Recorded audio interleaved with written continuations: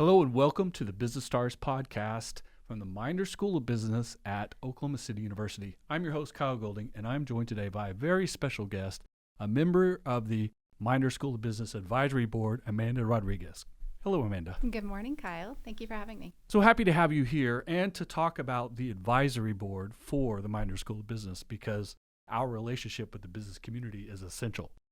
Absolutely. The advisory board is made up of high-level individuals, C-suite individuals like yourself, who have a variety of background and experience in different industry verticals, etc. So we're going to talk a little bit about your background and the things that you bring in unique ways to the Meinders Advisory Council, and talk about how those things kind of trickle down into the business education and the benefit to the business community by OCU being set up the way we are. I love it. Sounds good. So let's start by talking about you. Right? Okay. Your favorite topic, right? Because you do have a very great background with some very unique and distinct services that most people have not had the opportunity to have. So first of all, currently, you're co-founder and CEO of the LYT Group Agency, doing consulting in a variety of different business services. Yes. And before that, you were the first ever CFO for the state of Oklahoma. Correct.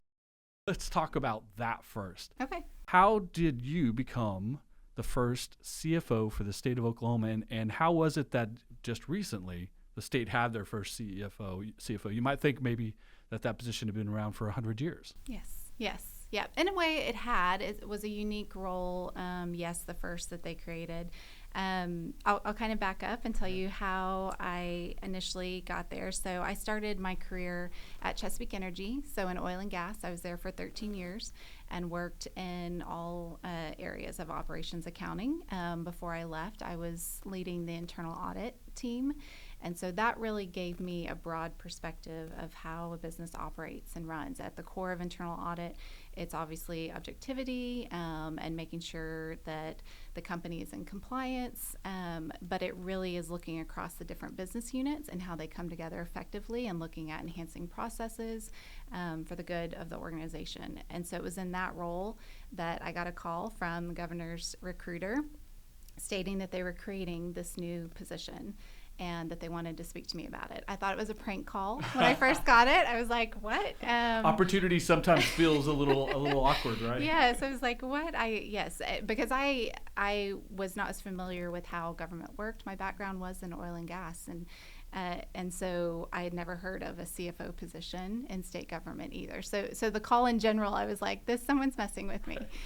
Luckily, they were not, and it was an incredible opportunity. And so what Governor Stitt was really looking for was someone that could come in to do transformational work. And so really my career had, up until that moment, really prepared me to try to look at different parts of an organization and how they can come together. So that role in internal audit really helped prepare me for that. It also helped me understand risks effectively, how you manage risks, and not all risks are bad. You just have to make sure that you're managing the risks appropriately. Risk is necessary. Absolutely. Absolutely. Just controlled risk. Absolutely, yes.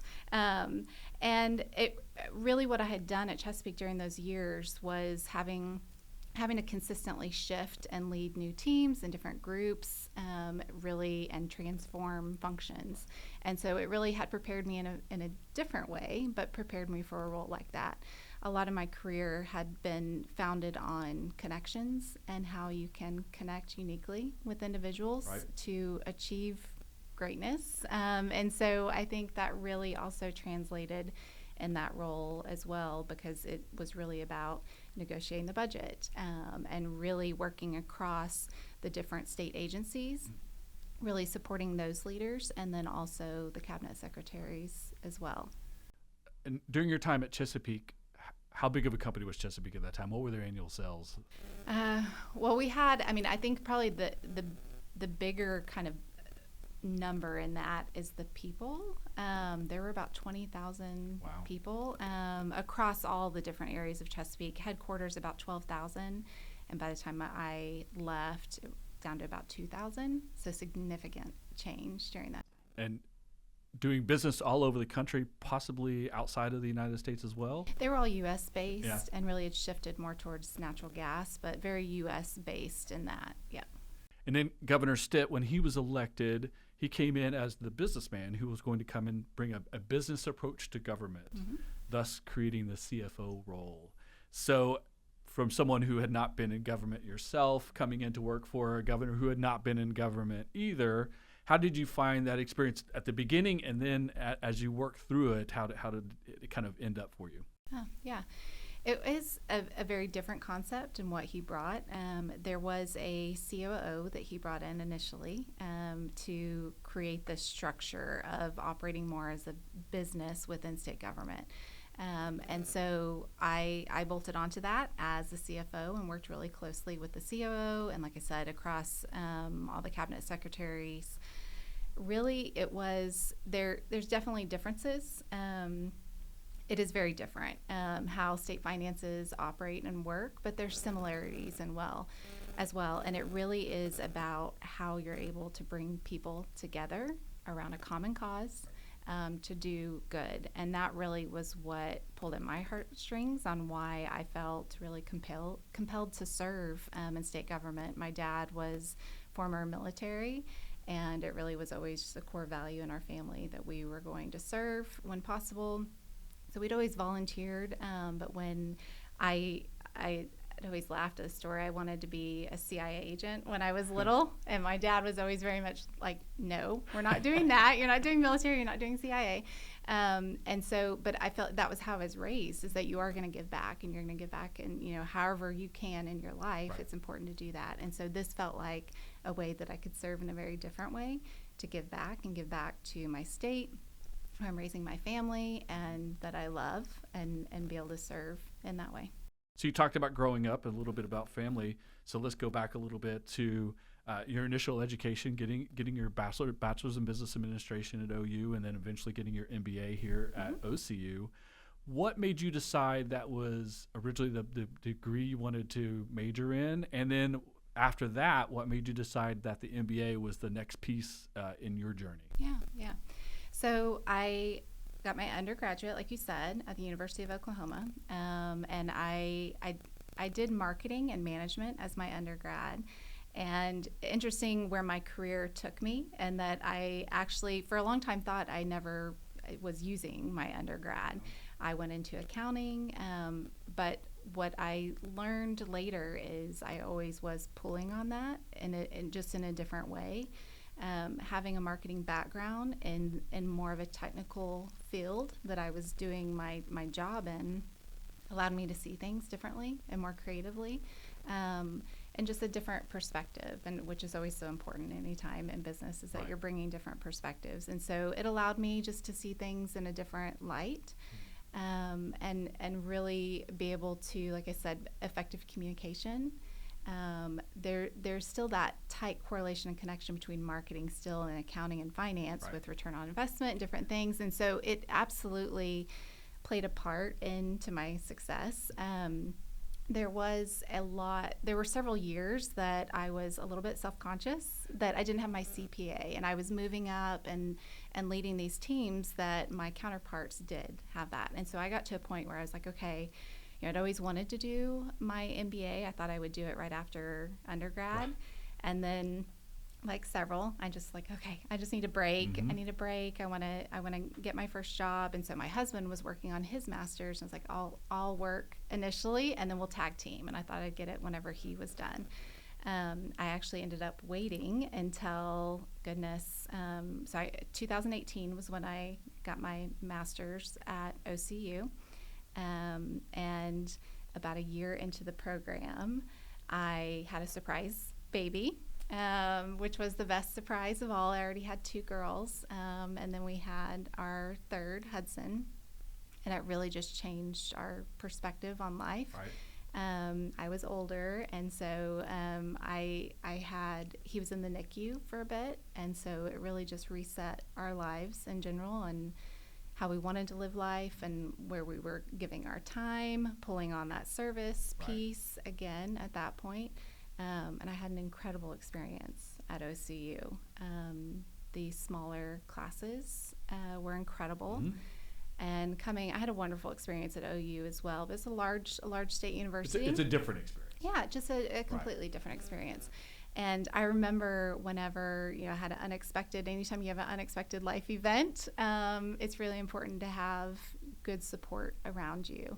And I felt very well supported in that, where it's like, okay, I was not expecting to have a third and have waited all this time to go back to get my MBA, and then I get it, and then I have a baby in the middle of it. But it was pretty cool that we did that together, that I carried baby through getting my master's and felt so supported, and that's a big piece of why I now serve now on the advisory board, is just that support that I received, and I want to make sure that I give back however I can. Because there's no single way to do education. There's no single way to be successful in business and in life, balance personal and professional, right? There's no single way to do it. There's so many options and things that people need for themselves and their family. When they find the right situation that supports it, that's what we all hope for, right? Absolutely. It's amazing. You're in your most vulnerable state as an individual at times, and I was at that point, and Chesapeake was doing layoffs, and I was having to let people go and assumed a new team, and I've got a baby in the NICU, and I'm trying to do my master's, and so it was just a pivotal moment in life that I needed support in. And I was never good about asking for help. Probably still not to this day. I think a lot of type A personalities are not good at asking for help. Yes. Right. Yes. So, and I felt like my advisor, Cindy Treadway, was my advisor here, and she was incredible. And she was like, "We got this. We can do this." And it was amazing. So all of this professional experience and personal experience, all the things you've learned away, all the relationships you built, et cetera, lead up to what you're doing now as the co-founder and the CEO of the LYT Group. So tell quickly, for those who don't know what the LYT Group is, what you guys do kind of on a regular basis, working with customers, working in the industry, and then we'll talk about how that relates back to how you advise us here at OCU. Absolutely. So LYT was really born out of just passion and serving, going back to that serving my community and doing purpose-driven work. So after I left the state, I took a role at Accenture. And so Accenture is one of the world's largest consulting firms in the world. And it was an incredible experience. They already had some team members here in Oklahoma and clients here in Oklahoma, but they were making a big investment with the growth that was occurring here, making a big investment saying we're going to open a local office here, and they wanted me to be a part of that leadership team to help build that out, build the strategy. And so it was really appealing to do something very strategic and to be able to help bring something, all that knowledge here to my connections and my relationships here in Oklahoma. So again, the purpose-driven kind of meaningful work. So it was a great experience, and getting to build all of that and really getting to see kind of behind the curtain of what just incredible consulting and advising work is. I'd always had the unique ability and more just opportunity to sit on the other side of the table and being within an organization, and how I enjoyed working with consultants. Sometimes not as much, but for the most part, always did. But being able to bring that perspective with me, and then being able to be at Accenture and seeing how a large company does that. I was on a trip in India. I'd taken a client over there, and I had just realized I had thought about starting my own firm when I left the state. Didn't feel quite ready yet. And so I'm so grateful for that time at Accenture and all I got to learn. We were on a trip in India with my partner now, TJ Nance, and we were flying back. It was a 37-hour flight back, and so we had a lot of time on our hands. And it was just, that was where LYT really came to be.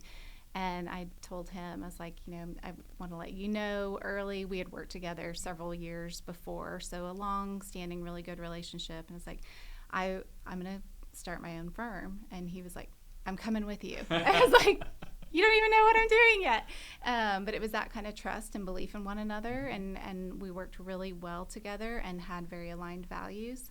And so we started creating LYT, just trying to think through more just what do we want that experience to be like. We want it to be special. And so it really is really born out of, like I said, purpose-driven work. So we are a consulting and advisory firm that we do everything that a large consulting firm can do, like picture a Big Four or like Accenture, and we have taken that to a more attainable price point and level here in Oklahoma. So we have Oklahoma team members doing work here in Oklahoma. So again, the common thread is pouring back into Oklahoma, and really building something special with our connections and doing work that we're really proud of. And so we can do all, strategy, process improvement, risk mitigation, internal controls, all of those things. We can do the broad strategy work, but then we can also do the full back office support as well. So accounting, HR, some bookkeeping, technology, all of those things. So it's an amazing time in the business community in Oklahoma right now. There's a lot of growth, a lot of development, a lot of things that the city and state has been investing in for 20, 30, 40 years since the 80s are now sort of coming to fruition. And the city is growing, the state is growing. We're attracting companies like Accenture and others from outside the state to come and do business with us here. So what are some of the things that you're seeing right now that are very exciting in the business community? And what are some of the things you think are going to happen in the very near future that's going to have dividends for the city and the state? Yeah. I think it is an incredibly exciting time for the state of Oklahoma. So much growth, several people taking notice of that and moving to Oklahoma, starting new businesses. We're seeing it, we serve more small to mid-sized organizations, and we're seeing from people starting new businesses here and needing help with creating a business plan, or maybe the financials, they may already have the business plan, but the financials to go alongside, with that, just an array of different things. And we're seeing that. And then we're also on the flip side, it's companies wanting to kind of transform or reinvent themselves, and just making sure that they're keeping up with the latest trends, and moving forward boldly and trying to take advantage of that growth that's occurring. But I think it is, like you said, I think there's so much growth occurring. It is incredibly exciting. It's a great time to start a business, and it's a great time to have a consulting business as well. Because usually, you bring in consultants if you don't have the team, you don't have, the bodies, the manpower to support it. Or it's just a complicated issue that you need additional advisement and support on. And so it feels really rewarding to get to help these businesses really achieve what they're hoping to in their dreams. And a lot of this, and we're getting to do it right alongside with them, and it feels like we take more of a partnership approach in that, and it's incredibly fulfilling. Now, a lot of people typically have maybe a lot of government experience or a lot of private business experience. You have both. So how do you think those two different types of experiences help you in your process and decision making today? And what do you think private industry and government could be doing even better in Oklahoma as we all move forward? Yeah, I think the initial thing that comes to mind is partnership.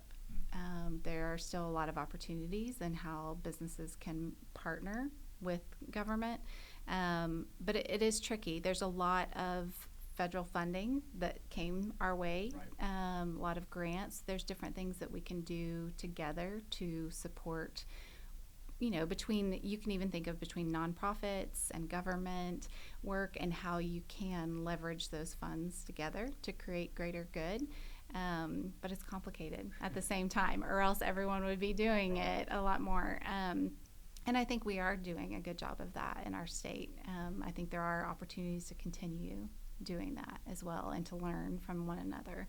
And I think the mentality, going back to Governor Stitt trying to bring in, it's not saying that the government should work like a business. It's just saying it can't be exactly the same. Yes, but there are great things that can be learned, and absolutely. And I think that's the message that I always tried to convey and transfer from what I knew, how he viewed that as well, that it is absolutely coming together in a powerful way, and trying to just use some of the concepts from business that can be applied, maybe in a different way, but can be applied on just making sure we have metrics and different things that we're, really tracking to see how we're performing and the difference that we're making.